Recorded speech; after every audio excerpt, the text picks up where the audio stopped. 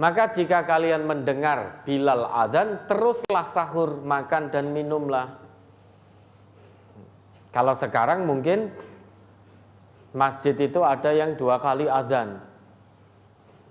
Misal ada yang adzan jam 3:30 atau jam 4 kurang 5 atau jam 4 lebih 5.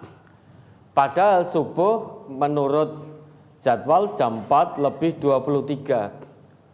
Lah jam 4 lebih 10 menit kita dengar adzan dalam satu masjid. Sedangkan dilihat kok masih jam 4 lebih 10, masjid yang lain belum adzan, maka terus sahur, makan dan minum. Berarti masjid itu memang terbiasa di bulan Ramadan adzan 2 kali. Cuma adzan 2 kali masjid sekarang itu kadang yang bingung, ke jaraknya hanya berdekatan sekali. Hanya 10 menit, hanya 5 menit. Kalau dulu itu memang ada jarak. Maka dulu itu jika kalian mendengar adzannya Bilal, terus makan, terus minum, karena belum masuk waktu subuh. Lanjut. Maka makanlah dan minumlah sehingga Ibnu Ummi Maktum azan. Nah, sampai kalian mendengar Ibnu Ummi Maktum adzan. Karena jika yang kalian dengar itu adzannya Ibnu Ummi Maktum, itu berarti sudah masuk waktu subuh. Lanjut. Abdullah bin Umar berkata, dia adalah seorang yang buta, tidak berazan sehingga dikatakan kepadanya sudah subuh. Nah, ya toh? Jika yang kalian dengar itu suaranya Ibnu Ummi Maktum berazan, ketahuilah itu sudah masuk waktu subuh, maka jangan makan minum lagi. Tapi jika yang kalian dengar suaranya Bilal, lanjutkan sahur kalian, makan minumnya dilanjutkan. Karena belum masuk waktu subuh. Nah, kondisi sekarang, jika adzan pertama dari satu masjid yang memang biasa mengumandangkan 2 kali adzan di bulan Ramadan, ketika adzan pertama, terus lanjutkan makan dan minum. Atau kita mendengar seruan imsak, gitu tak? Imsak itu terus makan dan minum. Imsak itu bukan sebagai penanda harus berhenti makan, harus berhenti minum. Oh, wes imsak, sudah imsak tidak makan lagi dan tidak minum lagi. Nah, itu tidak pas. Imsak itu tahan, dan hati-hati. Hati-hati, sebentar lagi masuk waktu subuh, maka imsak tahan. Tahan makan minum ini bukan berarti selesai makan minum. Artinya berhati-hati. Jarak imsak ke subuh itu kurang lebih 10 menit. Maka kalau mau dahar, ya jangan rice cooker. Ora nyandak wektune. Maka tahan. Tentu kita bisa memperkirakan antara imsak sampai subuh, kira-kira apa yang kita makan. Biar tidak sampai masuk ke waktu subuh. Maka tahan, hati-hati. Jangan terlena dengan makan minum menikmati. Wes imsak barang, sudah diingatkan terus makan minum, tiba-tiba masuk waktu subuh. Apa meneh nyengojo wis kene nganggo headset sisan, gitu. Makan minum pakai headset sengaja engko nek adzan ben ra krungu. Masjid dekat rumah adzan. Nah, ini celelean, ndak apa-apa jek enek adzan liyane. Kan lagi masjid sini yang adzan, padahal dilihat jamnya sudah menunjukkan waktu subuh. Maka kalau memang adzannya itu adzan pertama dari satu masjid yang biasa mengumandangkan 2 kali adzan, Maka Bapak Ibu teruslah lanjutkan sahurnya. Sampai kapan? Sampai nanti adzan yang kedua yang sesungguhnya itu sudah waktu subuh. Lah kalau gelas sudah dipegang begini, ya sudah, kalau adzan subuh selehke.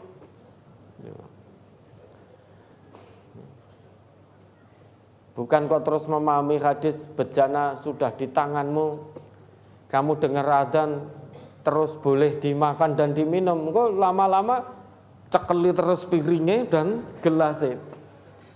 Begitu adzan, wis tak cekel kok. Sudah saya pegang berarti boleh dimakan, boleh diminum.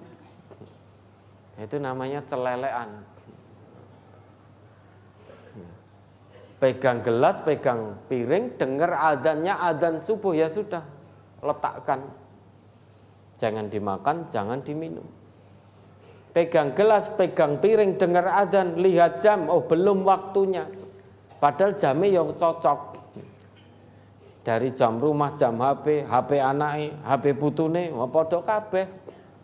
Belum menunjukkan waktu subuh, maka silahkan apa yang dipegang dimakan, diminum. Ya, ada lagi. Masih di hadis tersebut tadi mohon penjelasan, jangan pula terangnya ufuk yang tegak demikian sehingga terangnya ufuk itu melintang dan menyebar. Ini mohon dijelaskan. Jadi terangnya ufuk lah nanti menjelang subuh jangan keluar, lihat itu. Cahaya itu kan masih tegak, belum menyebar gitu loh. Tapi kalau sudah waktu fajar, waktu subuh, itu cahaya sudah menyebar, kemerah-merahan itu sudah menyebar. Tapi kalau sebelum subuh, menjelang subuh itu kan cahaya masih tegak.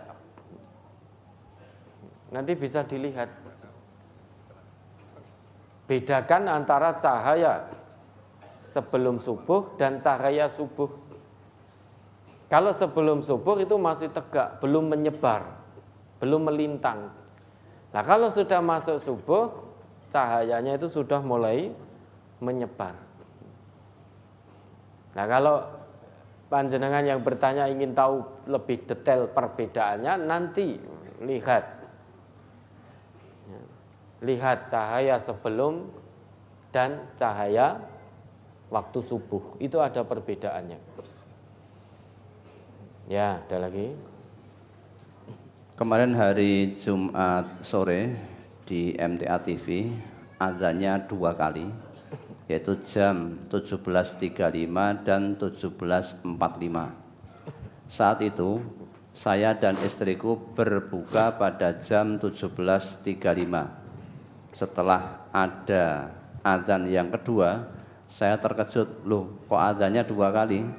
Saya merasa resah. Pertanyaan, bagaimana hukum puasa saya Ustadz? Apakah saya termasuk mengqadha puasa atau puasa saya sudah sah? Mohon penjelasan. Insya Allah sah, ya, karena tidak tahu. Insya Allah sah karena patokannya dari MTA TV,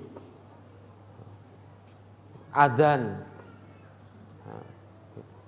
Maka panjenengan berbuka. Lah kok tiba-tiba ada adzan lagi? Insya Allah puasanya sudah sah karena tidak tahu. Lah yang TV ini yang harus dibetulkan TV-nya. Hati-hati di bulan Ramadan ini. Hati-hati di bulan Ramadan. Tidak bisa dan tidak boleh kesalahan teknis.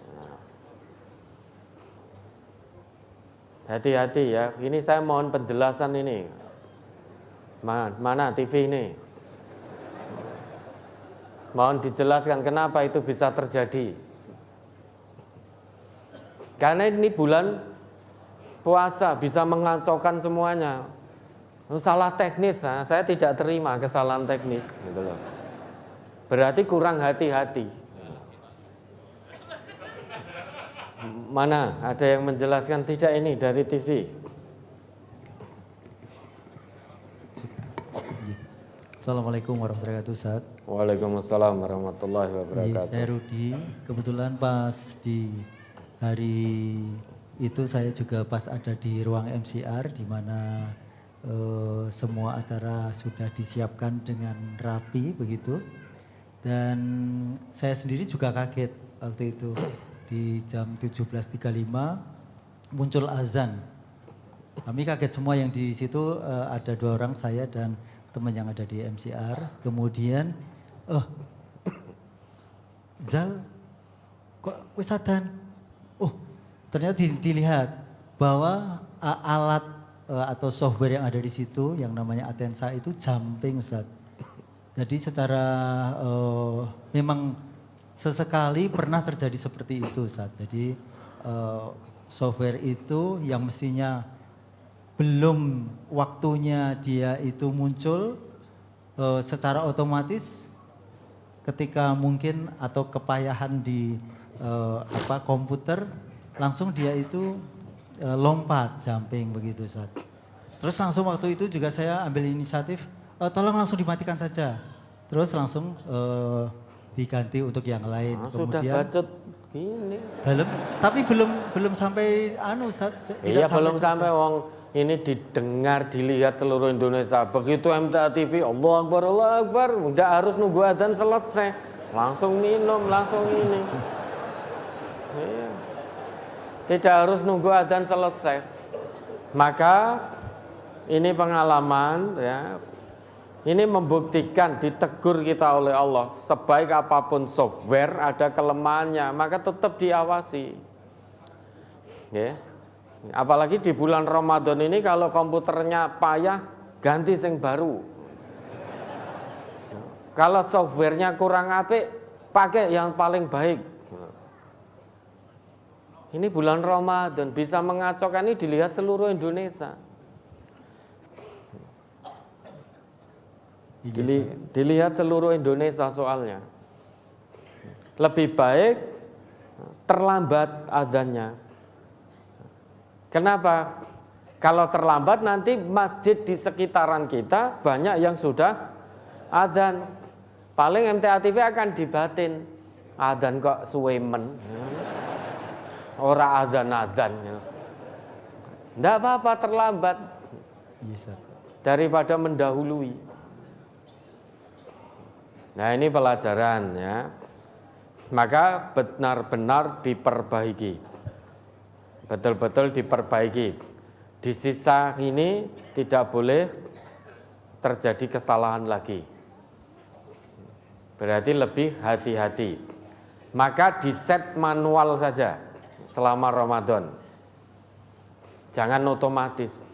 Lah kita pengennya sing praktis-praktis, setel otomatis, tiba-tiba melompat.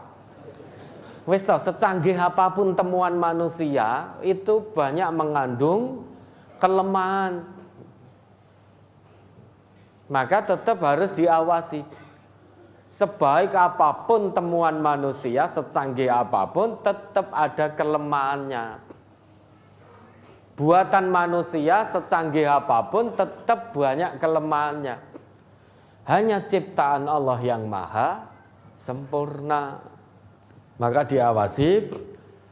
Ini TV, radio selama Ramadan jangan disetel otomatis. Maka settingnya manual saja. Iya, samina wa ta'ala. Nah, perlu Mas Rudi sendiri yang adzan. Nah, itu kan. Iya, manual kan adzan di situ kan. Nggih, ngaten nggih Mas Rudi. Insyaallah, iya. Nggih, matur suwun. Lah itulah manusia. Maka kita ini jangan merasa mampu segalanya. Jangan merasa lebih. Manusia itu makhluk yang sangat lemah, banyak kekurangannya. Bisa membuat ini, merasa paling pinter. Padahal secanggih apapun buatan manusia banyak kelemahannya. Disetting otomatis, jadi ya sudah ditunggoni 2 orang di situ. Tiba-tiba adzan. Nah, karena beliau itu yang di situ perso, ini belum waktunya, maka kaget. Loh, kok baru jam 5:30 lebih 5? Lah yang di rumah, alhamdulillah, kan itu. Ya kan? Sudah adzan langsung sudah. Meskipun dari TV sudah langsung dirubah adzan tidak sampai selesai. Lah kita yang di rumah ketika menunggu buka itu begitu mendengar Allahu Akbar itu sudah langsung kok. Tidak harus nunggu adzan sampai selesai kok. Kenapa? Karena ingin menjadi sebaik-baik hamba di sisi Allah. Karena sebaik-baik hamba di sisi Allah itu yang paling menyegerakan berbuka puasa.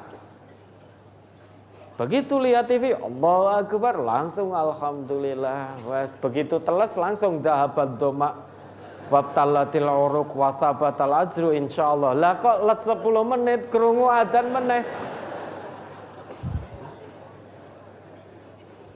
Qadarullah itu ya peringatan dari Allah.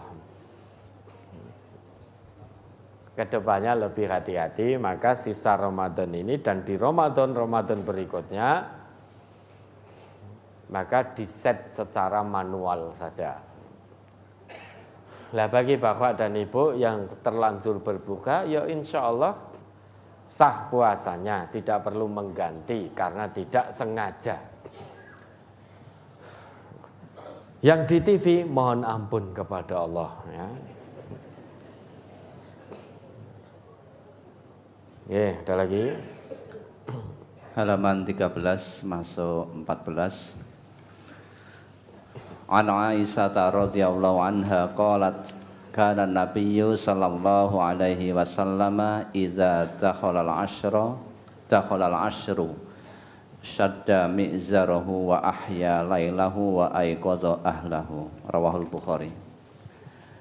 Dari Aisyah radhiyallahu anha, ia berkata, dahulu Rasulullah sallallahu alaihi wasallam apabila memasuki malam-malam 10 akhir Ramadan, beliau mengencangkan ikat pinggang, yakni lebih meningkatkan ibadahnya, menghidupkan malamnya dan membangunkan keluarganya. Menghidupkan malamnya dan membangunkan keluarganya, yang dimaksud membangunkan keluarganya apakah juga termasuk anak-anak yang belum balik, Ustaz? Ya. Lawang anak belum balik itu belum mukallaf.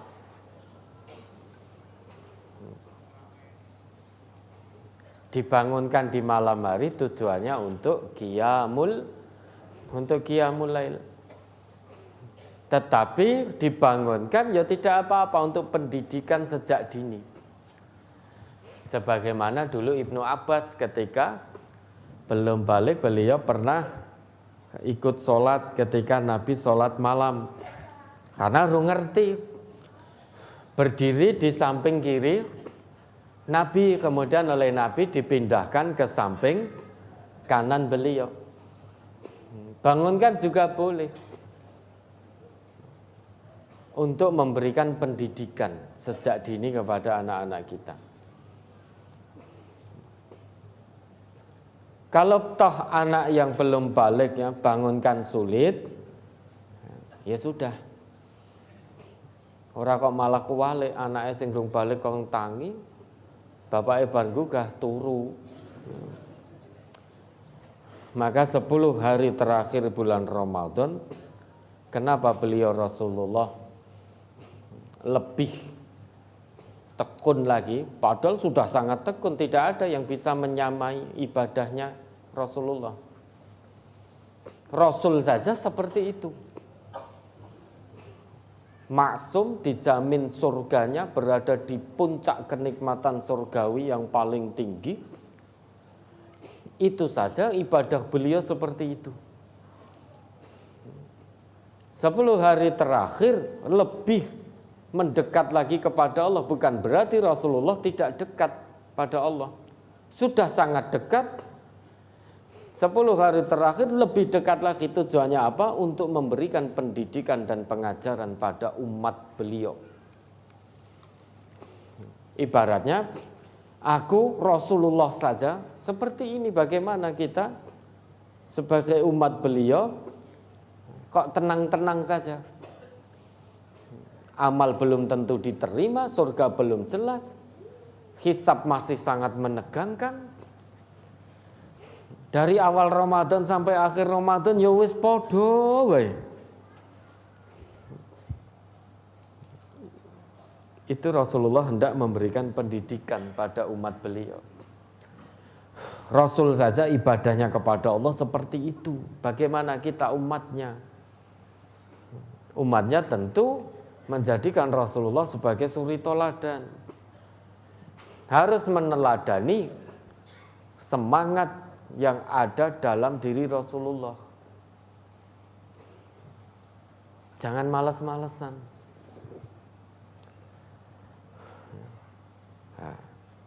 Selain itu, belum tentu tahun depan Allah masih izinkan kita untuk bertemu lagi dengan bulan Ramadan. Bisa jadi Ramadan tahun ini Ramadan terakhir kita. Maka 10 hari terakhir itu, ayo lebih dekat lagi pada Allah, lebih dekat lagi pada Allah. Karena tahun depan kita sudah tidak bertemu dengan Ramadan lagi. Bangunkan keluarga kita. Hidupkan malam-malam kita. Bisa dengan qiyamul lail, bisa dengan sholat. Yang namanya qiyamul lail tidak harus sholat. Bisa dengan qiraah. Bisa dengan hal-hal positif lainnya yang mengingatkan kita kepada Allah. Bisa dengan zikrullah dan lain sebagainya dan lain sebagainya. Dan bangunkan keluarganya. Nah ini pemuda-pemuda atau orang tua yang kecanduan internet, game online dan lain sebagainya. Malamnya bangun ini begadang, tetapi tidak dalam kegiatan mengingat Allah. Tapi dalam kegiatan berinternet ria, main game online, main bareng, mabar, WA-WA-an semalam suntuk, rugi kalau demikian. Semalaman bangun tetapi tidak menghidupkan malam. Oh nanti yuk saya 10 hari terakhir, ya nek cik urip. Kalau harus nunggu 10 malam terakhir bulan Ramadan, ya kalau masih hidup. Wah malam pertama sampai malam 20 tak nggone begadang main game. Saya begadang buat WA-WA-an saja, buat ngurusi dagangan online semalam suntuk. Hari ke-20, wah besok mulai saya akan menghidupkan malam. Bar sahur, datangi malaikat maut. Maka jangan ditunda.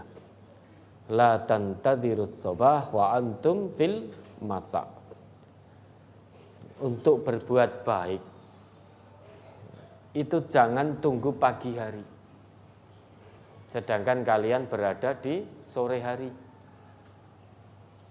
Mau berbuat baik, kita berada di sore hari, tidak usah sesok-esok weh. Tidak usah. Ya kalau Allah masih sampaikan usia kita di pagi hari. Kalau tidak, berarti kebaikan belum bisa kita laksanakan. Wala tantadirul masa wa antum fis sabah. Jangan tunggu sore hari padahal kalian berada di waktu pagi. Untuk berbuat baik tidak perlu tunggu nanti sore saja. Mau infak, mau sedekah, nanti sore saja. Sebelum sore sudah meninggal. Maka jangan ditunda-tunda untuk berbuat baik. Ya, ada lagi. Halaman 5, hadis yang di tengah, saya baca artinya. Dari Ibnu Abbas radhiyallahu anhuma, ia berkata, adalah Nabi Sallallahu Alaihi Wasallam orang yang paling dermawan di antara manusia pada kebaikan, dan beliau paling pemurah pada bulan Ramadan ketika Jibril bertemu beliau. Dan Jibril alaihissalam bertemu beliau pada tiap malam di bulan Ramadan hingga selesai. Nabi SAW menyimakkan Al-Quran kepadanya.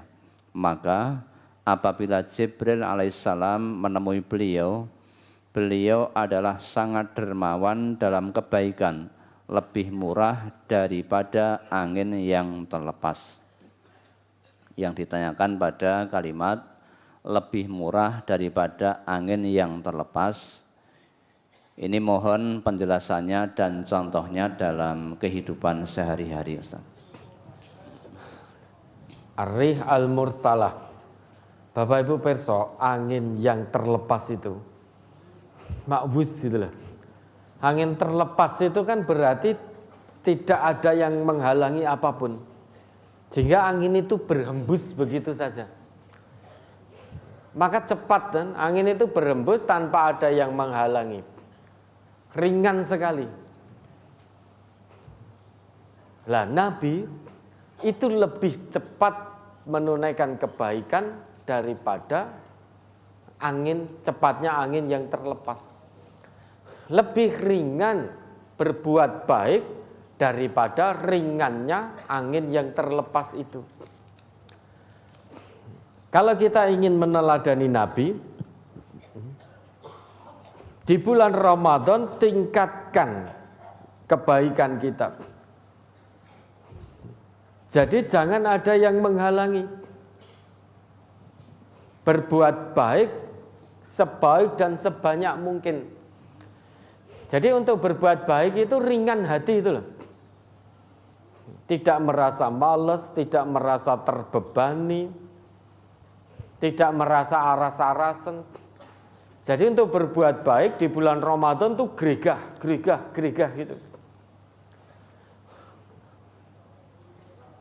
Ketika di luar bulan Ramadan yang ditunaikan hanya sholat wajib saja, itu pun kadang masih bolong, maka momentumnya di bulan Ramadan ini. Begitu sholat wajib gregah jamaah di masjid. Sehingga ringan sekali tanpa ada rasa malas aras-arasan. Habis itu sholat rawatib. Malamnya qiyamul lail. Kemudian sholat duha pagi harinya. Sedekah dan lain sebagainya. Sehingga tidak ada yang menghalangi diri kita dari kebaikan. Untuk berbuat baik itu semangat gitu. Dan lepas Ramadan perbuatan baik itu terus dipertahankan. Di bulan Ramadan orang tingkatkan kedermawanannya, lebih banyak bersedekah. Sehingga sedekah ora iman, infak tidak iman, calcul karena tahu dan Allah berikan kemampuan untuk itu.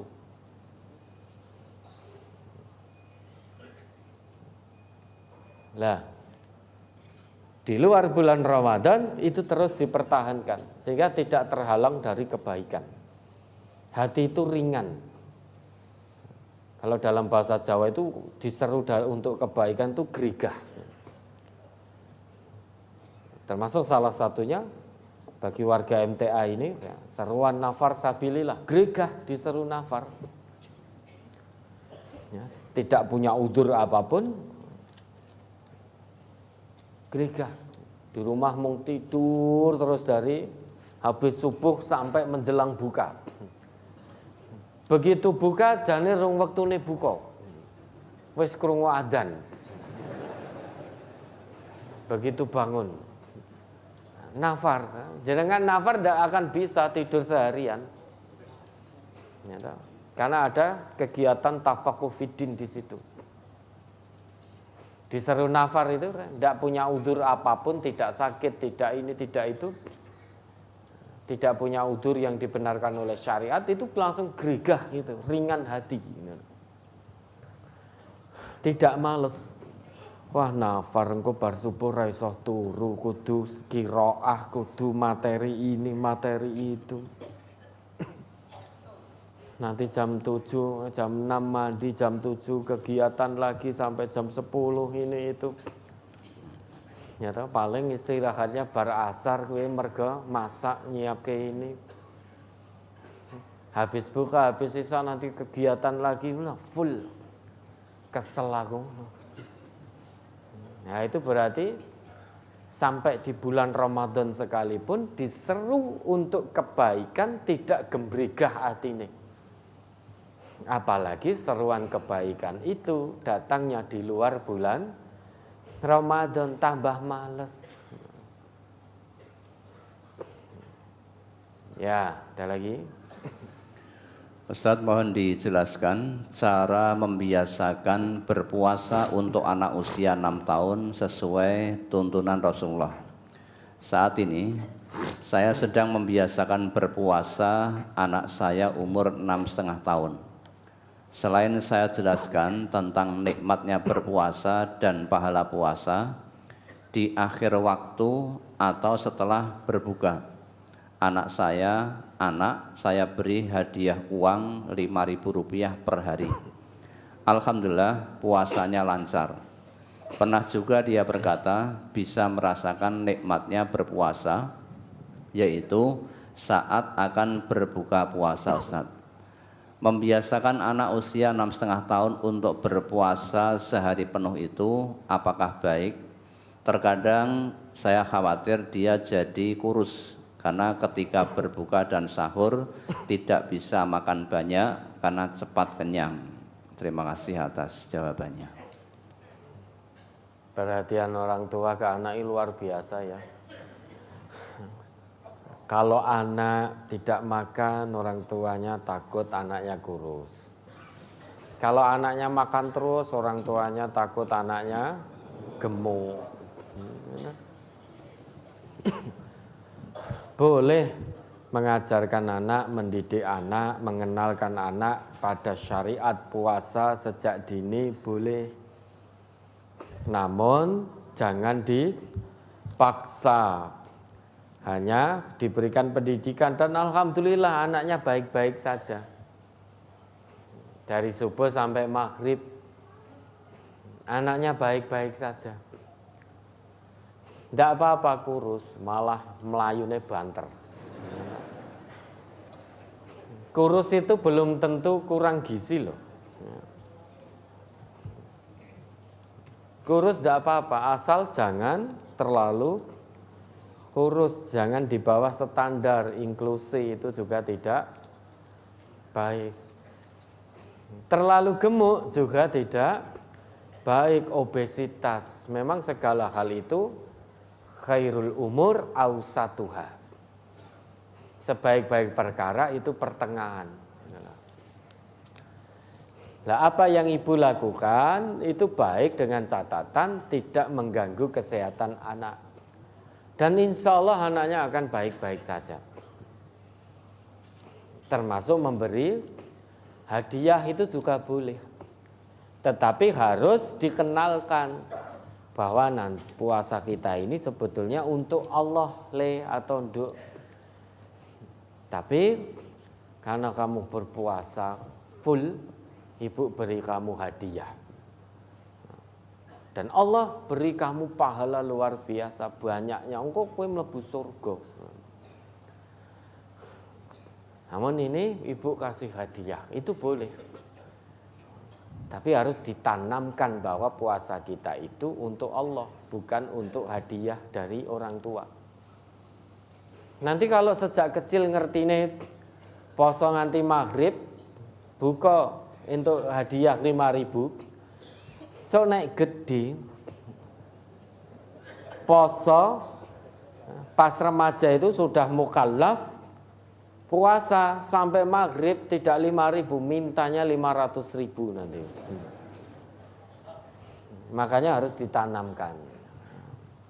Ya boleh-boleh saja mendidik seperti itu. Dan anak sekecil itu kalau toh sampai siang hari tidak kuat berbuka, ojo dipoyoki. Raisin raposo ini itu loh, itu belum mukallaf kok. latihan puasa kan ini istilah puasa beduk. Bapake aja melu beduk, ngono lho. Itu tetap berikan apresiasinya. Anak beduk ndak apa-apa. Bukan kok diece, oh itu wis ora poso beduk iki ra kanggo ini. Berikan apresiasi. Wah, alhamdulillah hari ini bisa sampai zuhur. Ya, mudah-mudahan besok ya dicoba sampai asar. Diberikan apresiasi. Wong itu enggak poso, enggak dosa kok. Namun dalam rangka mendidik sejak dini, maka boleh dilatih puasa itu boleh dan baik. Dengan catatan tidak mengabaikan kesehatannya. Dan insya Allah sehat, orang puasa itu sehat. Cuma daya tahan orang dewasa dengan anak-anak yang belum mukallaf itu memang beda. Daya tahannya memang beda. Kalau dewasa itu lebih kuat menahan rasa lapar dan haus. Kalau anak-anak itu sedikit tidak kuat. Apalagi kondisi haus lewat wong dodol es krim itu kan masih kepingin. Lah yang dewasa mau lewat bakso, es krim, es teh, es campur, es ini. Nek kepingin ya mungkin ada. Oh enak ya. Nah, tapi ngerti. Nek saya beli dan minum saat ini saya dosa.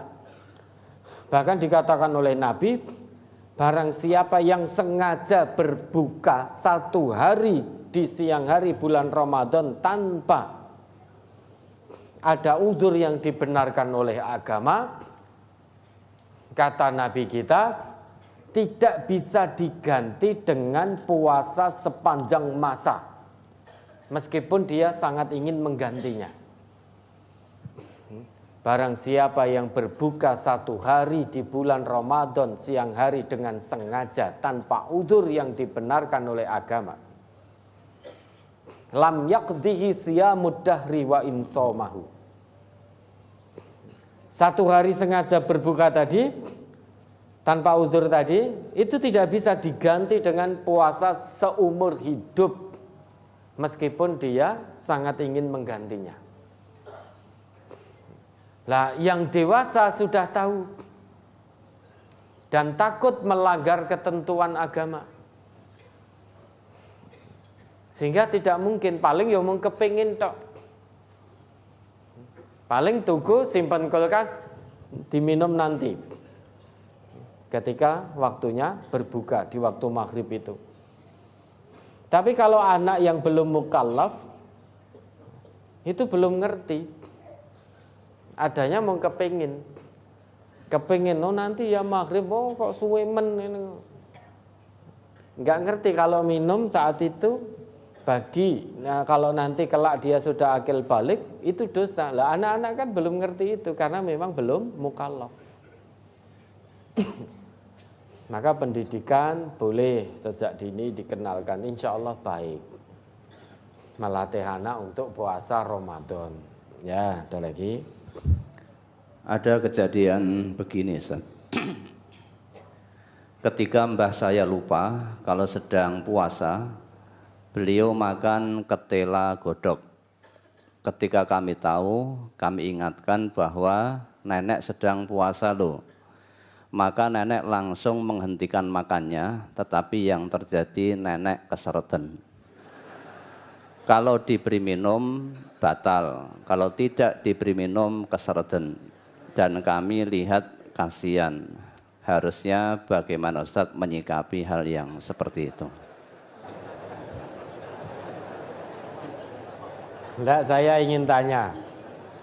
Lah, waktu kesereten itu apa yang dilakukan oleh neneknya? Apakah tetap puasa sampai selesai atau ngunjuk kan itu? Kalau ngunjuk ya batal. Padahal mbahnya masih kuat, tidak merasa payah. untuk berpuasa tidak termasuk wa 'alal ladzina yutikunahu. Bukan berarti sepuh itu harus otomatis wa 'alal ladzina yutikunahu. Ada kok yang sudah sepuh tapi kuat puasa ya masih oke-oke saja. Berarti kalau yang termasuk wa 'alal ladzina yutikunahu usia sepuh dan payah, merasa sangat payah. Ya kuat untuk berpuasa namun dia merasa sangat payah. Lah apa yang harus dilakukan? Kalau memang mbahnya lupa, dahar ketela, harusnya ditunggu sampai ngunjuk.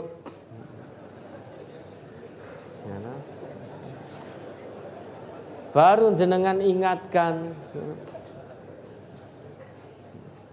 Lah karena sudah terjadi keseretan ya sudah ditahan keseretannya.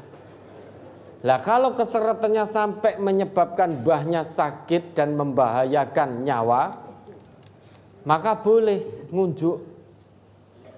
Kan orang keseretan itu bisa sampai tidak bernafas loh.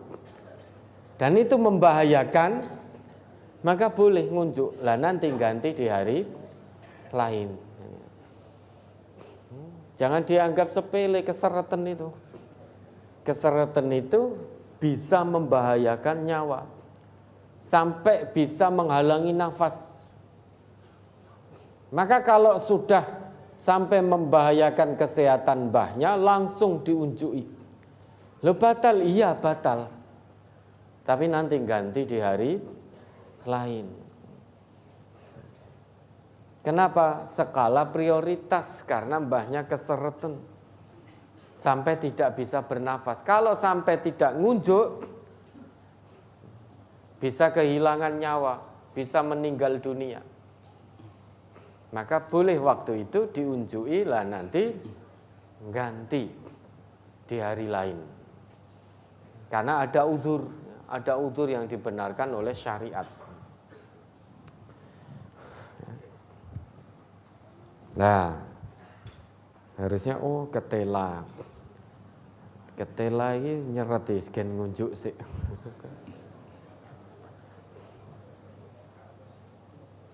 Kadang nek lupa itu sebetulnya kita baru diberi makan minum oleh Allah. Kan hadisnya begitu ini kan? Idza nasiya fa'akala wa syariba falyutimma saumahu.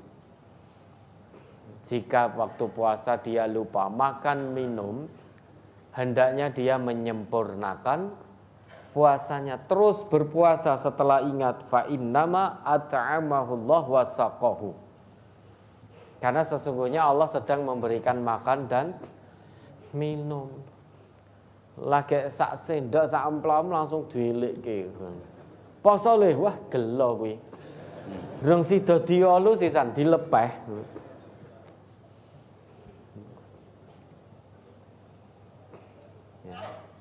Ya sudah.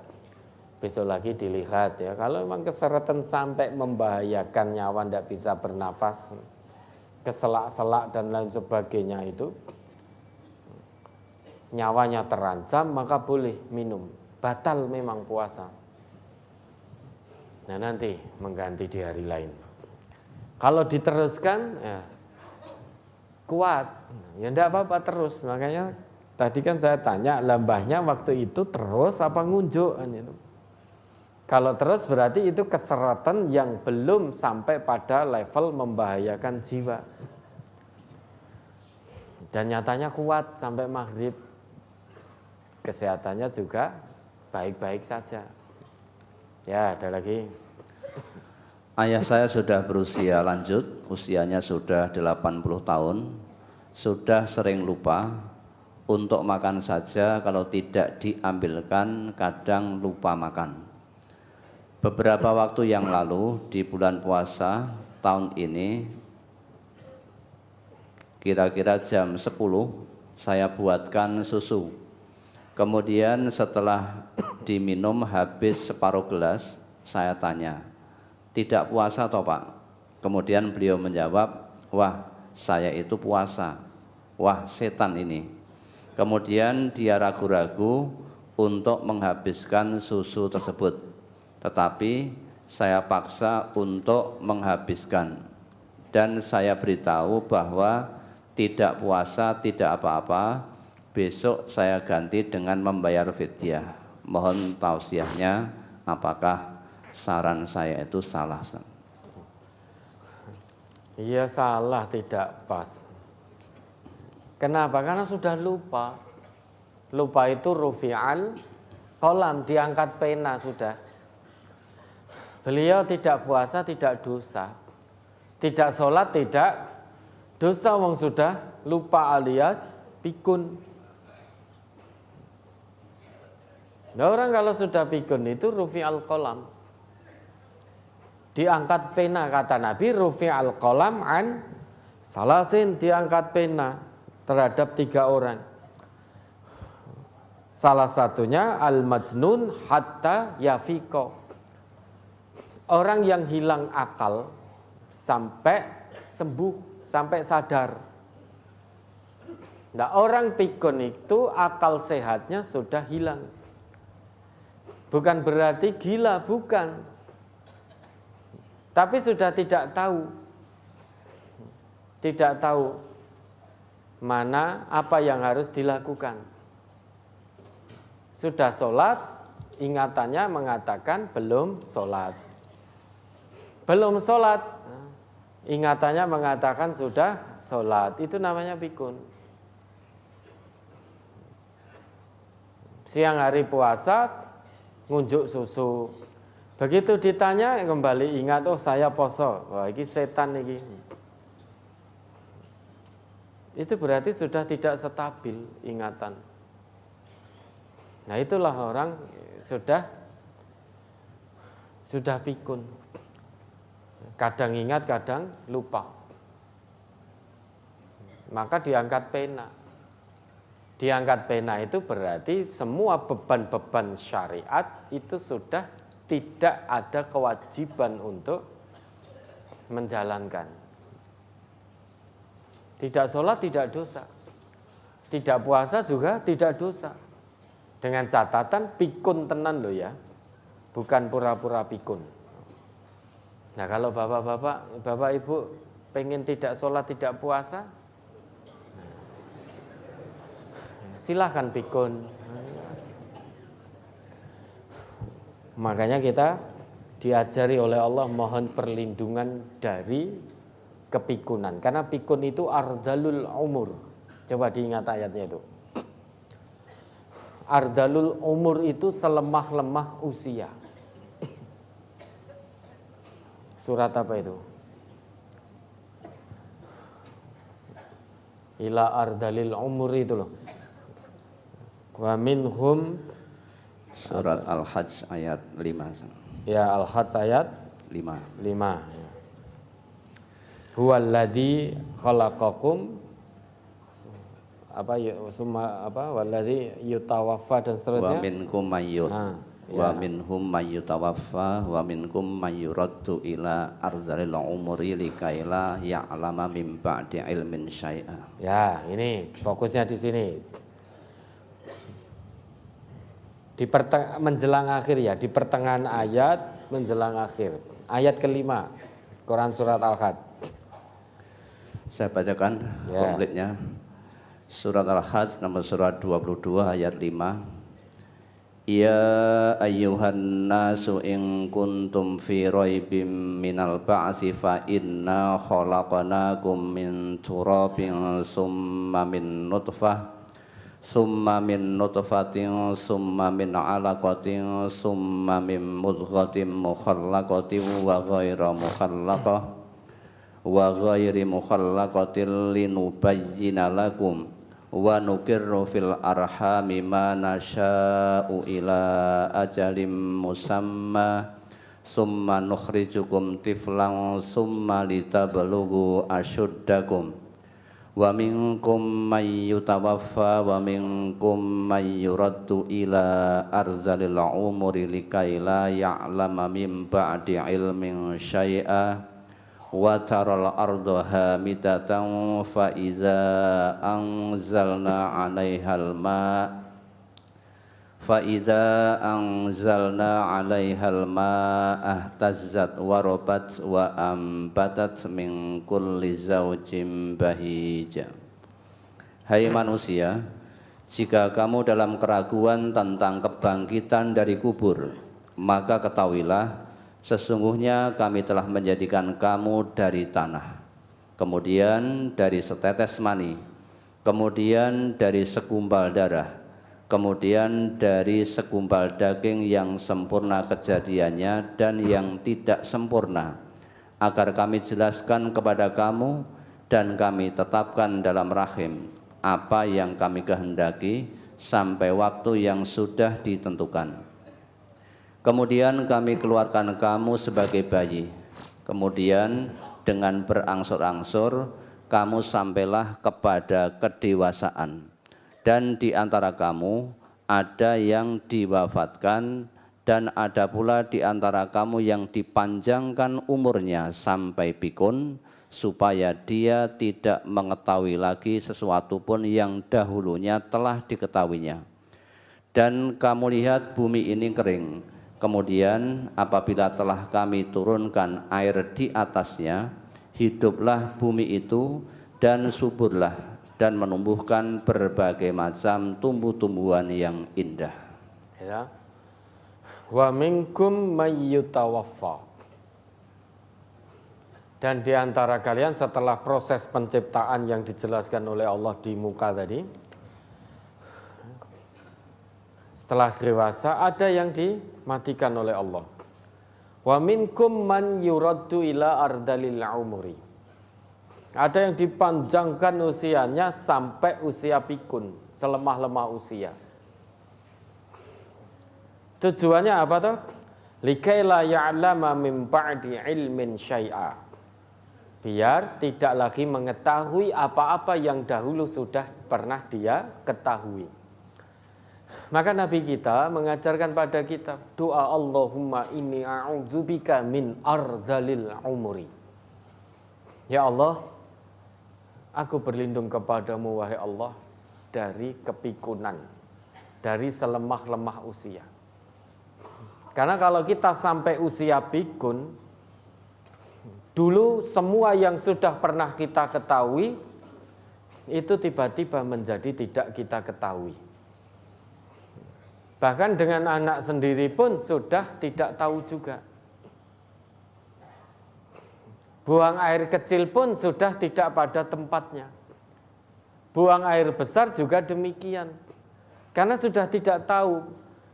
Buang air kecil, buang air besar itu harus di toilet, harus di kakus, itu sudah tidak ngerti. Padahal dulu ketika belum pikun tahu kalau buang air itu harus di sana. Nah sekarang di setiap tempat. Dulu ketika belum pikun masih puasa. Ketika berada dalam usia pikun, lupa kalau ini bulan Ramadan, itu sudah rufi'al qalam, diangkat pena, tidak dosa. Tidak ada kewajiban puasa. Semua beban syariat, entah sholat, puasa, haji, dan lain sebagainya itu sudah tercabut. Dari orang yang memang akal sehatnya sudah hilang. Maka yang disarankan juga tidak pas. Beliau itu sudah tidak punya kewajiban. Tidak punya kewajiban puasa. Tidak punya kewajiban puasa, ya tidak punya kewajiban untuk bayar fidyah. Wong tidak punya kewajiban puasa. Kalau toh jenengan sebagai anak membayarkan fidyahnya, ya itu baik-baik saja. Sebagai tatawu, boleh-boleh saja menjadi amal tambahan tatawu. Ya, ada lagi. Ustadz, bagaimana hukumnya seorang istri ikut membersamai anak sholat tarawih di masjid untuk mengenalkan anak tentang sholat tarawih dan suasana Ramadan? Anak kami umur 4 tahun, jadi masih harus ditemani jika ke masjid. Sedangkan di masjid, sholat tarawihnya 4 rakaat salam, 4 rakaat salam. Apakah diperbolehkan? Dan bagaimana hukumnya tentang sholat tarawih 4 rakaat salam, 4 rakaat salam? Catatan, suami sholat tarawih di sepertiga malam, jadi istri yang menemani anak. Kalau mau mendidik anak kita sejak dini, kenalkan sesuai tuntunan Rasulullah. Jadi sejak dini sudah kenal apa yang dicontohkan oleh Rasulullah. Nanti kalau sejak dini jenengan kenalkan seperti itu, ketika besar tahu bahwa Nabi itu sholat malam beliau baik di luar bulan Ramadan ataupun di dalam bulan Ramadan itu masna-masna, 2 kali salam, 2 kali salam. Nanti anak akan, loh dulu ibu ngajak saya sholat taraweh 4 rakaat salam, 4 rakaat salam. Nah, siki ra bener iki sing 2 rakaat salam, 2 rakaat salam. Maka ibu kalau memang mau mengenalkan pada anak, kenalkan apa yang menjadi contoh dan praktek dari Rasulullah. Cari masjid yang 2 rakaat salam, 2 rakaat salam, dan witirnya kalau 3 ya langsung 3 rakaat, bukan 2 rakaat kemudian salam, berdiri lagi 1 rakaat salam. Itu menyerupai maghrib, ada larangan dari Rasulullah. Itu yang pertama. Yang kedua, ibu boleh-boleh saja ke masjid dengan catatan suami mengizinkan. Dan ke masjid tidak terjadi khalwat, tidak ikhtilat, campur baur softnya dengan laki-laki. Karena perempuan tidak ada soft khusus misalkan. Dan tidak pakai minyak wangi. Ya, karena Nabi kita bersabda, An Zainab imraati Abdillah qalat. Dari Zainab istri Abdullah dia berkata, qala lana Rasulullah sallallahu alaihi wasallam. Rasulullah pernah bersabda kepada kami, idza syahidat ihda kunnal masjidah fala tamassa tiban. Jika salah seorang dari kalian, wahai para perempuan muslimah, hai para wanita muslimah, datang ke salah satu masjid, artinya sholat berjamaah di situ, fala tamassa tiban. Janganlah kalian memakai minyak wangi. Kalau mandi pakai sabun wangi boleh enggak sebelum ke masjid? Boleh. Yang tidak boleh itu pakai minyak wangi ketika ke masjid. Ketika tidak ke masjid boleh enggak perempuan pakai minyak wangi? Boleh. Tapi jangan sampai terlalu mencolok. Wis lewat mambune cek keri 1 kilo. 1 kilometer masih tercium. Akan menimbulkan fitnah, menarik lawan jenis, keinginan buruk dari lawan jenis yang hatinya ada penyakit. Maka ibu boleh ke masjid membawa anaknya, tapi kalau mau mengenalkan, kenalkan apa yang menjadi warisan dari Rasulullah. Berarti sholat malam taraweh itu 2 rakaat salam, 2 rakaat salam. Dan ibu ke masjid atas izin suami, tidak menimbulkan fitnah, tidak khalwat, dan juga tidak pakai minyak wangi. Maka silahkan ke masjid. Ya, ada lagi. Apabila kita makan sahur dan setelah makan kita gosok gigi, tetapi rasanya masih ada sisa makanan yang nyerilet di sela-sela gigi yang berlubang, sehingga sisa makanan itu keluar pada siang hari waktu kita puasa. Yang demikian itu merusak puasa kita atau tidak? Tidak. Ya, ndak usah mempersulit diri. Ya. Selilitan udah gosok gigi maksimal, lala siang hari keluar ya udah tinggal diambil dibuang. Nah ini selilitan tapi dikemah-kemah Ustaz. Nah, itu berarti kebiasaan. Nek selilitan keluar mesti dikemah-kemah, itu kebiasaan. Nah begitu ngemah-ngemah ingat, saya puasa, ya udah lepeh. Enggak, puasanya tidak batal. Insya Allah nilainya juga di sisi Allah juga tetap baik, dengan catatan tinggalkan semua kegiatan-kegiatan ucapan perbuatan yang mengandung unsur kemaksiatan. Insya Allah nilainya tetap mendapatkan balasan yang berlipat ganda dari Allah. Ya, ada lagi. Ramadan tahun ini saya posisi hamil kurang lebih 4 bulan. Saya tidak puasa karena merasa berat karena hamil. Tapi 2 hari kemarin asam lambung kumat. Berobat sama tenaga medis boleh tidak puasa. Saya dikasih obat. Yang ingin saya tanyakan, puasa yang ditinggalkan saya ganti fidyah atau mengganti di hari lain. Hari Ahad ini saya tidak puasa, tapi saya sudah tidak minum obat yang asam lambung tersebut. Lalu Ustadz, hari ini hukum mengganti puasa saya, bayar fidyah atau mengganti di hari yang lain? Kalau tadi di awal disampaikan karena hamil dan terasa sangat berat sekali, maka anti bimanzilatil ladzi la yutikunahu. Saudari berkedudukan sama dengan orang yang la yutikunahu, tidak mampu berpuasa karena berat sekali. Maka puasa yang ditinggalkan diganti dengan fidyah. Karena Nabi kita juga bersabda, apa namanya? Annan Nabiyya sallallahu alaihi wasallam wa doa anil haidi.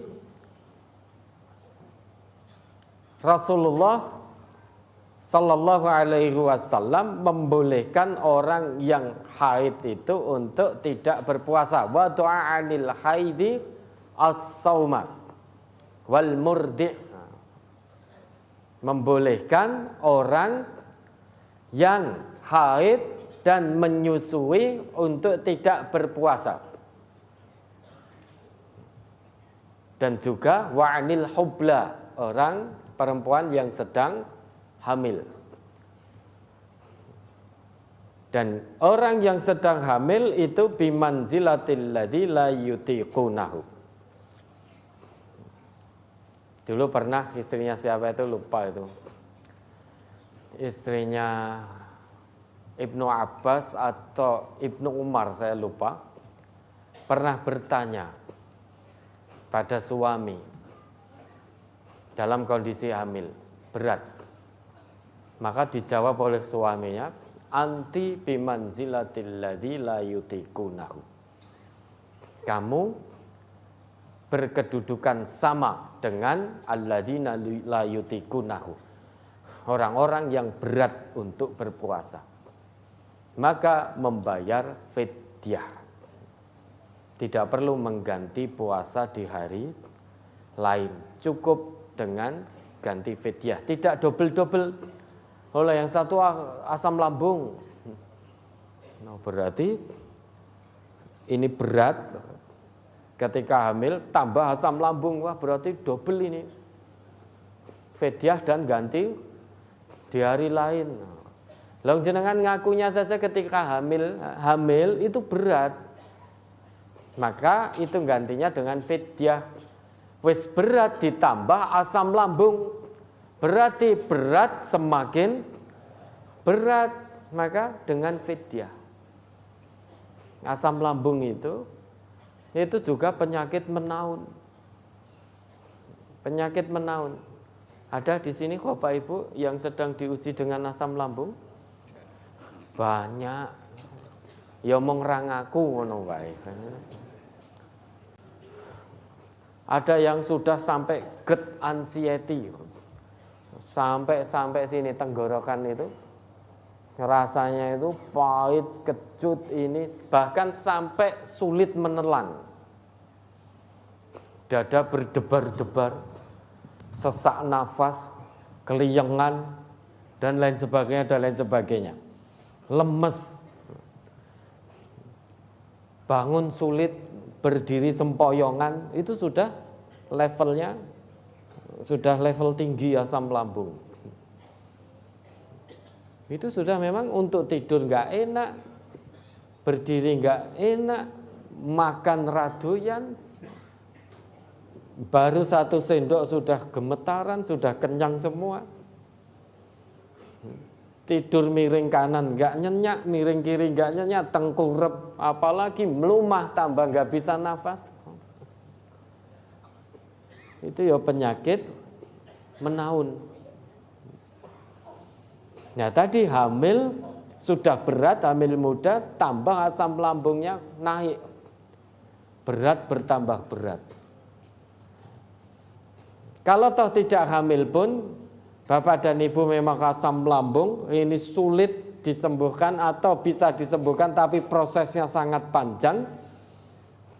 Itu berarti berada dalam kedudukan layutikunahu, berat untuk berpuasa, maka bayar fidyah. Ya, ada lagi dari brosur halaman 14, arti hadis yang bawah. Dari Aisyah radhiyallahu anha, ia berkata, dahulu Rasulullah sallallahu alaihi wasallam beriktikaf pada setiap bulan Ramadan. Setelah sholat subuh, beliau masuk ke tempat iktikafnya. Perawi berkata, lalu Aisyah minta izin kepada beliau untuk beriktikaf, maka beliau mengizinkannya. Kemudian Aisyah membuat kemah. Kemudian Hafsah mendengar hal itu, lalu ia pun membuat kemah. Kemudian Zainab juga mendengar hal itu, maka ia pun membuat kemah. Setelah Rasulullah sallallahu alaihi wasallam selesai sholat subuh, maka beliau melihat ada 4 kemah. Lalu beliau bertanya, ada apa ini? Lalu beliau diberitahu bahwa itu adalah kemah-kemah istri-istri beliau. Lalu beliau bertanya, apa yang mendorong mereka berbuat demikian? Apakah yang demikian itu kebaikan? Bongkarlah kemah-kemah itu, karena aku melihatnya bukanlah kebaikan. Lalu kemah-kemah itu dibongkar dan beliau tidak jadi beriktikaf Ramadan tahun itu, sehingga beliau beriktikaf pada 10 hari akhir di bulan Syawal. Pertanyaan pada kalimat bongkarlah kemah-kemah itu karena aku melihatnya bukanlah kebaikan. Dari hadis ini, apakah bisa dipahami iktikaf bagi wanita tidak ada kebaikannya, Ustaz? Mohon dijelaskan. boleh ya, seorang istri beriktikaf atas izin suami itu boleh. Kenapa? Dalam hadis itu Nabi melihat, bongkarlah kemah-kemah itu karena aku melihat itu bukan satu kebaikan. Nabi itu berdasarkan petunjuk dari Allah. Niat iktikaf itu harus karena Allah. Lah Nabi melihat istri-istri beliau itu iktikaf bisa jadi karena rasa saling cemburu, sehingga ikut iktikaf menemani Nabi. Yang pertama Ummul Mukminin Aisyah. Kemudian istri Nabi yang lain, ibunda kita juga Hafsah, itu juga melihat, terus minta izin pada Nabi mendirikan tenda untuk kemah untuk itikaf. Istri beliau yang lain juga begitu. Nah, Nabi melihat itu tentu berdasarkan petunjuk dari Allah, ini tidak menjadi satu kebaikan. Bisa jadi karena rasa basyariah istri-istri beliau, rasa manusiawi beliau punya rasa kecemburuan antara satu dengan yang lain. Tetapi biar bagaimanapun itu ibunda kita, Ummul Mukminin semuanya. Tetap kesolehan, solehahnya beliau-beliau tidak ada yang menyamai. Karena sudah dinas oleh Allah. Ya nisa'an nabi, lastunna ka'ahadim minan nisa init taqaitunna. Coba diingat kembali tuh. Quran surat Al-Ahzab ayat 32. Surat Al-Ahzab surat 33 ayat 32. Ya nisa'an nabiyyi lastunna ka'ahadim minan nisa'i inittaqaitunna fala tahdha'na bil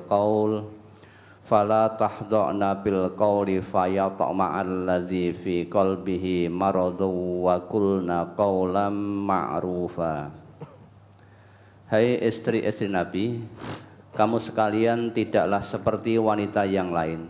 Jika kamu bertakwa, maka janganlah kamu tunduk dalam berbicara, sehingga berkeinginanlah orang yang ada penyakit dalam hatinya, dan ucapkanlah perkataan yang baik. Ya, sudah ditetapkan oleh Allah, semua istri Rasulullah, ketakwaan beliau-beliau itu tidak sama dengan ketakwaan wanita muslimah lainnya. Ketakwaan semua istri Nabi di sisi Allah itu tidak bisa disamai dengan wanita muslimah lainnya, dengan para istri lainnya. Maka tidak perlu diragukan lagi. Lah adanya 3 istri beliau yang juga turut beriktikaf bersama Rasulullah, Rasulullah melihat itu bukan suatu kebaikan, tentunya ada sebab. Dan sebab itu tentunya diberitahu atau berdasarkan petunjuk dari Allah. Karena biar bagaimanapun sebagai manusia basyariah itu terkadang ada rasa cemburu. Maka oleh Nabi, biar tidak berlarut-larut, maka bongkar semuanya. Ini bukan suatu kebaikan. Bukan berarti ini menjadi dasar atau dalil bahwa perempuan tidak boleh iktikaf. Buktinya ya, hadis bawahnya itu dibaca. Sepeninggal Rasulullah, istri-istri beliau terus beriktikaf. An Aisyah radhiyallahu anha zaujin Nabi sallallahu alaihi wasallam anna nabiyya sallallahu alaihi wasallam kana ya'taqiful ashral awakhir min ramadhana hatta tawaffahu Allah taala summa i'takafa azwajuhu min ba'dihi. Rawahul Bukhari. Dari Aisyah radhiyallahu anha, istri Nabi sallallahu alaihi wasallam, bahwasanya Nabi sallallahu alaihi wasallam beriktikaf pada 10 hari terakhir dari bulan Ramadan sehingga Allah taala mewafatkannya. Kemudian istri-istri beliau beriktikaf sesudahnya. Ya toh? Kalau para istri dilarang oleh agama beriktikaf, tentu istri-istri Nabi tidak akan beriktikaf. Dan nyatanya tadi di awal Nabi mengizinkan istri beliau iktikaf. kemudian diikuti istri yang lain, istri yang lain. Nah, kemudian itu menyebabkan tidak baik menurut petunjuk Allah. Dan Nabi ngendika bongkar semua kemah, kan ada 4 kemah. Yang pertama kemahnya Nabi, yang kedua kemahnya Aisyah, yang ketiga Hafsah, yang keempat Zainab. Sudah bongkar semua. Maka Nabi tahun itu tidak jadi itikaf. Ya, Nabi berbuat seperti itu ya karena Nabi itu ada petunjuk dari Allah. Tentunya ada sebab. Nah, ada lagi. Halaman 16. An Aisyata annaha qalat as-sunnatu 'alal mu'takifi an la ya'uda maridhan wa la yashhada janazatan wa la yamassa imra'atan wa la yubashiraha wa la yahruja li hajatin illa lima la budda minhu wa la i'tikafa illa bisaumin wa la i'tikafa illa fi masjidin jami'in. Rawahu Abu Dawud. Dari Aisyah, ia berkata, menurut sunnah bahwa orang iktikaf itu tidak menjenguk orang sakit, tidak melayat, tidak menyentuh wanita, tidak mengumpulinya, dan tidak keluar dari tempat iktikaf untuk sesuatu keperluan kecuali sesuatu yang ia harus melakukannya. Dan tidak ada i'tikaf melainkan dengan puasa, dan tidak ada i'tikaf melainkan di masjid jami'. Yang ditanyakan pada kalimat wala yamassam ro'atan, tidak menyentuh wanita. Yang ingin saya tanyakan, apa perbedaan antara menyentuh dan mengumpulinya? Karena saya pernah mendengar keterangan bahwa yang dimaksud menyentuh perempuan maksudnya adalah mengumpulinya. Ya. Yang dimaksud menyentuh wala yamassa imra'atan wala yubashiruha, itu maksudnya orang itu kalau mau mengumpuli perempuan itu kan diawali dengan menyentuh. Apa bisa toh mau mengumpuli tidak menyentuh? Mau mengumpuli istrinya tapi tidak menyentuh, kira-kira bisa tidak? Tidak bisa. Maka orang kalau iktikaf menurut sunnah dia tidak akan menyentuh perempuan. Dalam arti sentuhan massa, ya massu itu kalau dalam konteks bertemunya suami istri, berkumpulnya suami istri, itu sentuhan pembuka. Wah ini piye nerang kene rapenak ini. Paham ya Bapak Ibu? Ya. Memang massa ya masu itu sentuhan ringan awalnya. Sentuhan ringan, massa ya masu. Terkadang massa ya masu ini sentuhan ringan yang tidak menimbulkan kehangatan. Tapi dari massa ya masu ini akan meningkat menjadi la massa yulamisu. Apa namanya? La massa yalmasu.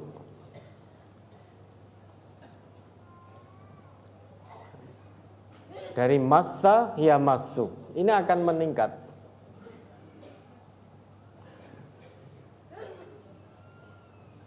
Dari lamasa, jadi lamasa itu, ya, massa itu dia sentuhan ringan, tidak menimbulkan kehangatan, akan meningkat menjadi lamasa. Lamasa itu sentuhan yang menimbulkan kehangatan. Dari lamasa akan meningkat menjadi lamasa. Lamasa itu berarti bersetubuh. Lamasa, lamnya panjang itu lam alif itu menjadi bersetubuh. Lamasa itu sentuhan yang menimbulkan kehangatan. Massa sentuhan ringan seringkali tidak menimbulkan kehangatan. Maka kalau iktikaf jangan coba-coba menyentuh perempuan. Karena nanti akan dari massa akan meningkat jadi la massa, akan meningkat menjadi la massa. Awalnya menyentuh ringan, istrinya sendiri nyentuh ringan, jawil-jawil, lama-lama ada hasrat, mulai mencumbu, mulai lamasa ini, lama-lama sudah. Maka menurut sunnah kalau itikaf sudah itikaf, tapi kalau sentuhan biasa tidak menimbulkan, tidak menyebabkan meningkat menjadi lamasa, yaitu tidak apa-apa. Yang dimaksud di situ wala yamas samra'atan wala yubashiroha, itu jangan menyentuh kemudian berlanjut pada hubungan suami istri. Itu yang tidak boleh. Kalau malam hari boleh tidak? Loh ini itikaf loh. Boleh kalau di rumah jenengan. Itikaf itu di masjid. Itikaf itu di masjid. Kalau malam hari boleh jenengan menyentuh massa atau lamasa itu boleh dengan catatan tidak sedang iktikaf. Karena iktikaf itu fi masjidin jami', di masjid jami'. Ya, ada lagi. Apakah sudah dikatakan iktikaf kalau kita berdiam diri di masjid dari subuh hingga maghrib di waktu Ramadan dengan takarub kepada Allah meski cuma 1 hari, Ustaz? Dan berapa batas minimal iktikaf itu berapa hari? Iktikaf itu kalau mau mengikuti apa yang dilakukan oleh Rasulullah itu ya 10 hari. Yang namanya iktikaf ya memang minimal dari waktu subuh sampai berbuka. Minimal itulah. Sesudah itu keluar dari tempat iktikaf ya batal iktikafnya. Dosa tidak. Tidak. Tapi kita tidak sedang bicara dosa atau tidak. Kita sedang berbicara iktikaf, meneladani apa yang dilakukan oleh Rasulullah. Ingin meraih kebaikan, pahala kebaikan dari iktikaf. Maka tidak sedang bicara dosa atau tidak dosa. Lah kalau bicara dosa atau tidak dosa, lah kita tidak iktikaf itu dosa atau tidak? Tidak. Tapi kalau kita berangkatnya dari sini, tidak iktikaf, tidak dosa, nah itu potensi kita tidak akan iktikaf. Males. Kenapa? Karena tidak iktikaf, tidak dosa. Tapi kalau menginginkan kebaikan lebih dari iktikaf, tentu dia akan berusaha semaksimal mungkin meneladani Rasulullah ya 10 hari itu. Dan tidak keluar kecuali illa lihajatin lima la budda minhu, kecuali untuk urusan yang sangat-sangat urgent sekali. Kalau hanya urusan sepele remeh-temeh, pulang kemana? Mandi. Nah, itu kan urusan sepele. Mandi di situ juga ada kok. Sehingga kalau untuk urusan urgent sekali, jenengan dari masjid keluar ke toilet. Nah, berarti toilet itu menjadi sesuatu yang urgent, sehingga menyebabkan kita harus keluar dari tempat iktikaf. Kalau tidak penting sekali, tidak urgent, kalau bapak dan ibu sedang iktikaf, ya usahakan jangan keluar dari tempat itu. Kalau ingin mengikuti sunnah Rasulullah. Dari subuh sampai maghrib, atau sampai tengah malam, kemudian sesudah itu keluar, ya itu sudah dinamakan iktikaf. Meski keluar dari tempat iktikaf, mungkin ada sesuatu yang sangat penting. Nah, ada lagi? Di hadis riwayat Abu Dawud dijelaskan tidak ada i'tikaf melainkan dengan puasa dan tidak ada i'tikaf melainkan di masjid jami'. Pertanyaan 1, apakah Rasulullah beriktikaf di bulan Syawal itu juga posisi berpuasa? Yang kedua, apa diperbolehkan iktikaf di bulan lain Ustadz selain bulan Ramadan dan Syawal? Kemudian apa yang dimaksud dengan masjid jami'? Karena di Indonesia ada istilah masjid, langgar, suro, dan lain-lain.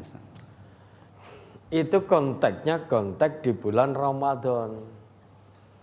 Maka Nabi kita bersabda, kalau di bulan Ramadan kalian iktikaf, maka puasa. Maka orang yang sedang tidak berpuasa di bulan Ramadan ya jangan iktikaf. Nabi kita bersabda, la i'tikafa illa bisaumin. Tidak ada iktikaf melainkan dengan puasa. Itu konteksnya bulan Ramadan. Maka kalau kita berazam untuk iktikaf, ya puasa. Delalah masjidnya jauh, musafir. Oh, di masjid makan. Kancane lho kok makan iktikaf? Lah saya musafir. Kalau sedang musafir, mengambil rukhsah tidak puasa, ya tidak perlu iktikaf. Karena kalau iktikaf itu harus puasa. Kalau itu bulan Ramadan. Nah kalau iktikaf di hari-hari lain selain bulan Ramadan, tidak ada ketentuan harus puasa.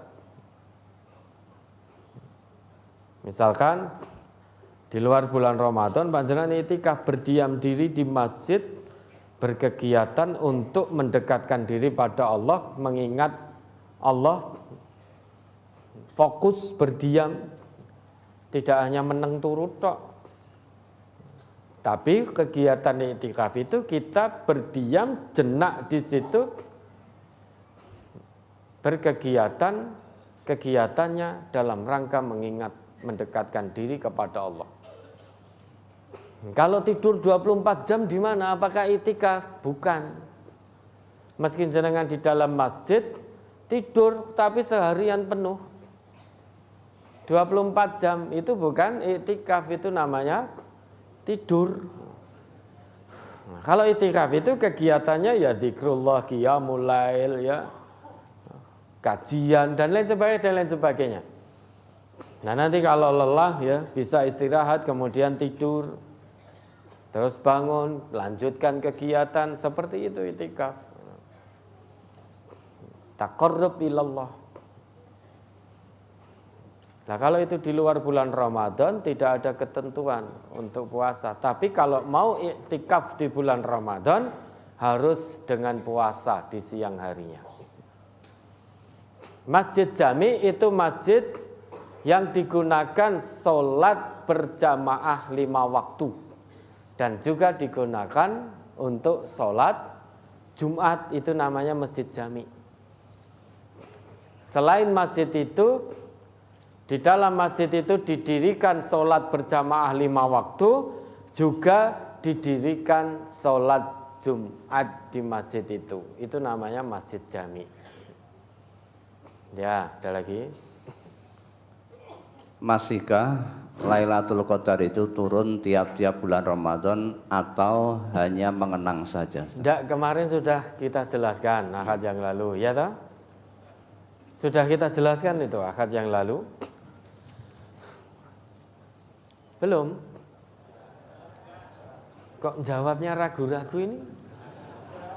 Apa jenengan sare semua, maka dibangunkan pemuda dari Solo 3 kemarin. Ya, Lailatul Qadar apakah turun setiap bulan Ramadan atau hanya satu kali itu saja ketika Al-Quran turun dari Lauh Mahfud ke langit dunia? Itu tidak ada yang tahu. Waktunya dirahasiakan oleh Allah. Hampir-hampir Rasulullah dalam mimpi itu diberitahu waktu kepastiannya oleh Allah. Namun sebelum diberitahu beliau terbangun karena sesuatu hal. Sehingga waktu kepastiannya pasnya malam sekian itu juga masih dirahasiakan oleh Allah. Andai kata waktu itu tidak dirahasiakan dan diinformasikan Nabi kepada kita. Oh, Lailatul Qadar turun setiap Ramadan malam 21. Apa yang terjadi Bapak dan Ibu? Dan dijanjikan oleh Nabi, man qama lailatul qadri ghufira lahu ma taqaddama min dambi. Barang siapa yang qiyamul lail, salat pada malam Lailatul Qadar, maka dosa-dosanya yang telah lalu akan diampuni semua oleh Allah. Dan andai kata Rasulullah sebutkan waktu pastinya, yaitu malam 21 misalkan, yang terjadi pada keimanan yang tipis seperti kita ini, hanya akan fokus pada satu malam itu tok. Lah kok enggak qiyamul lail? Belum malam 21. Belum malam Lailatul Qadar. Saya sholat malam hari ini, dosa saya belum diampuni kok. Nanti saja. Mungkin enggak itu terjadi? Sangat mungkin. Maka itu dirahasiakan waktunya. Namun demikian Nabi kita terus berpesan, taharrau lailatal qadri, kan begitu. Carilah Lailatul Qadar pada malam sekian. Dan malam sekian yang disebut oleh Nabi kita itu, kalau dicocokkan dengan sabda Nabi yang lain, itu ternyata malam 10 terakhir bulan Ramadan. Dan di 10 terakhir bulan Ramadan, Nabi kita syadda mi'zarahu, lebih giat lagi, lebih dekat lagi kepada Allah, lebih semangat lagi, meskipun sudah sangat semangat beribadah kepada Allah. Bangunkan, hidupkan malam-malamnya, bangunkan keluarga beliau.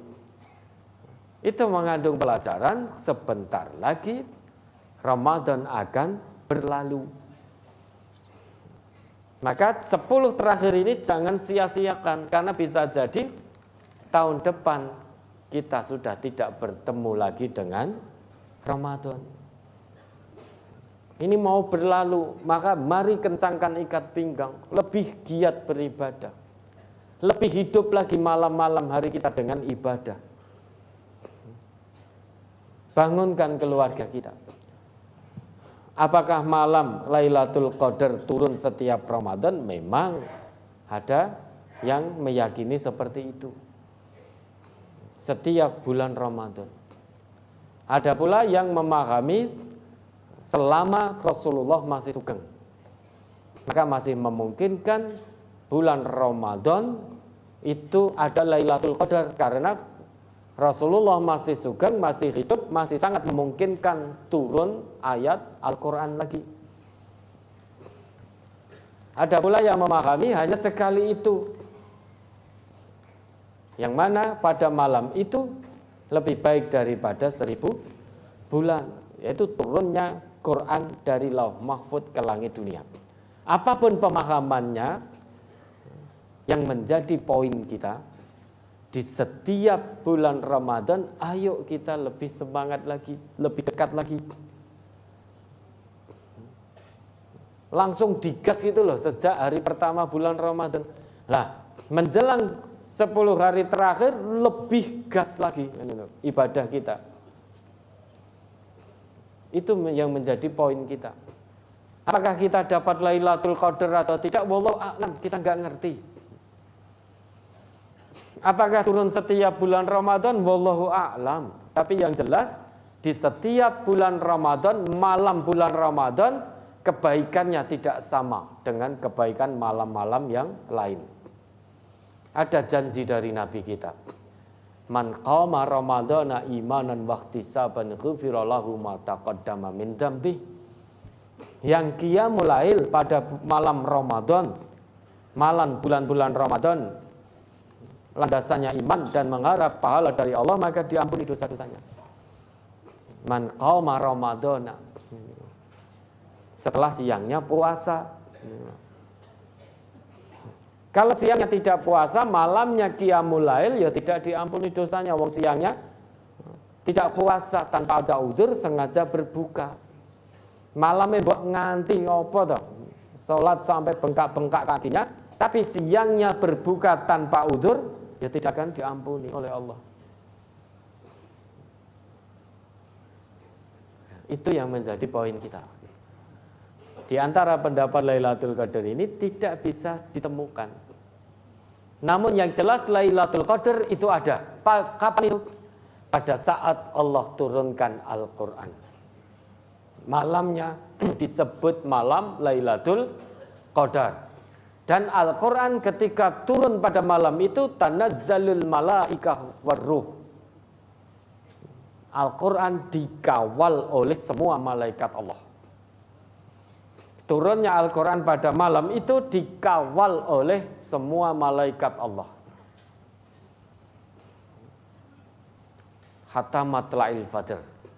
Jadi malam itu mengandung keselamatan, keberkahan sampai terbitnya fajar. Karena semua malaikat Allah turun mengawal turunnya Al-Quran dari Lauh Mahfudz ke langit dunia. Maka yang membawa Al-Quran itu makhluk Allah yang disucikan, maksudnya la yamassuhu illal mutahharun. Maksudnya tidak ada yang bisa menyentuh Al-Quran kecuali makhluk Allah yang disucikan. Itu maksudnya para malaikat Allah. Yang membawa turun dari Lauh Mahfudz ke langit dunia itu juga malaikat Allah. Yang menurunkan dari langit dunia kepada Nabi Muhammad juga malaikat Allah, yaitu Jibril alaihi salam. Sehingga yang membawa Al-Quran bukan setan, bukan iblis, karena setan iblis itu bukan makhluk yang disucikan. Sehingga tidak ada kaitannya. Mau megang mushaf harus wudhu dulu, itu nggak ada kaitannya dengan ayat la yamassuhu illal mutahharun. Namun demikian, kalau ada saudara kita yang memahami seperti itu, mau megang mushaf harus wudhu dulu, pegangannya ayat itu, landasannya ya kita saling menghormati sudah. Nah, malam Lailatul Qadar apakah turun di tiap-tiap bulan Ramadan? Meski Nabi sudah sedo, sudah wafat, atau turun di tiap bulan Ramadan ketika Nabi masih sugeng, atau hanya satu kali pada malam itu yang Maha mengetahui Allah. Yang jelas setiap malam bulan Ramadan isinya kebaikan demi kebaikan. Yang menjadi poin kita itu. Nah sekarang kita sibuk golek Lailatul Qadar. Cari Lailatul Qadar. Hari pertama sampai 20 santai-santai saja. Begitu 10 malam terakhir mempeng apa golek Lailatul Qadar. Dapat dan tidak kita kan juga enggak tahu. Nabi memberi isyarat di malam-malam ganjil. Ini saja masih ada potensi keimanan yang tipis seperti kita. Oh malam genap wes rasa qiyamul lail. Kenapa? Karena Lailatul Qadar ada di malam ganjil. Nanti malam genap, santai lagi, mabar, main bareng, game online lagi. Besok malam ganjil, sholat lagi, qiyamul lail, hidupkan malam, biar dapat Lailatul Qadar. Maka indah sekali Lailatul Qadar, waktu pastinya dirahasiakan oleh Allah. Sehingga sejak pertama bulan Ramadan sampai akhir, sampai lepas bulan Ramadan, kita terus berusaha menghidupkan malam-malam kita dengan kebaikan, dengan qiyamul lail, dengan zikrullah, dengan tilawah, dengan qiraah dan lain sebagainya. Ya, ada lagi? Ini pertanyaan tertulis yang terakhir, ini terkait dengan materi nafar bagian yang kedua. Saya bacakan hadis yang artinya dari Abu Salamah bin Abdurrahman dari Aisyah bahwasanya Rasulullah Sallallahu Alaihi Wasallam bersabda, beramallah sesuai dengan sunnah dan berlaku imbanglah dan mendekatlah, dan ketahuilah bahwa salah seorang di antara kalian tidak akan masuk surga karena amalnya. Sesungguhnya amalan yang dicintai oleh Allah adalah terus menerus dilakukan walaupun sedikit. Yang ditanyakan pada kalimat bahwa salah seorang di antara kalian tidak akan masuk surga karena amalnya. Ini maksudnya bagaimana? Jadi maksud hadis itu, orang itu masuk surga bukan karena amal, itu maksudnya bukan amal secara umum, tetapi amal yang bagaimana? Lah tadi kan disampaikan saddidu, beramalah sesuai dengan sunnah, wa qaribu, ya, dan berlaku imbang, wa qaribu, dan mendekatlah. Artinya kita beramal sesuai dengan sunnah, sesuai dengan tuntunan yang diwariskan oleh Rasulullah kepada kita.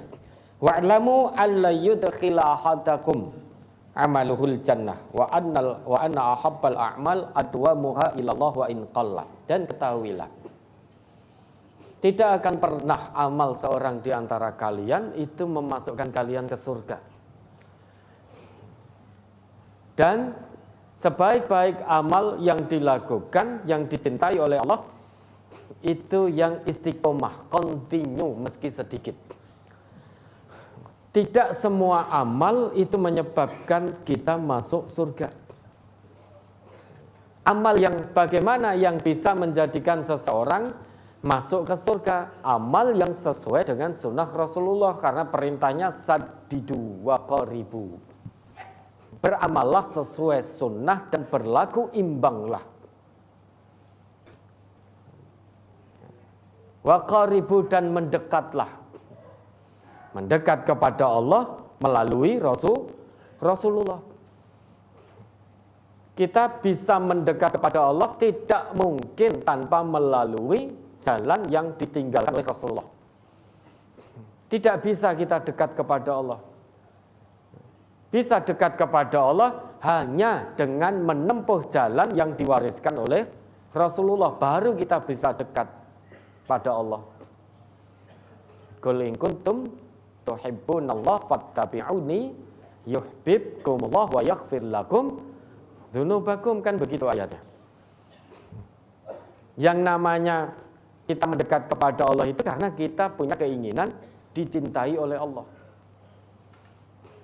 Kalau kita ingin dicintai oleh Allah, perintah Allah fattabi'uni, ikuti aku di situ Rasulullah.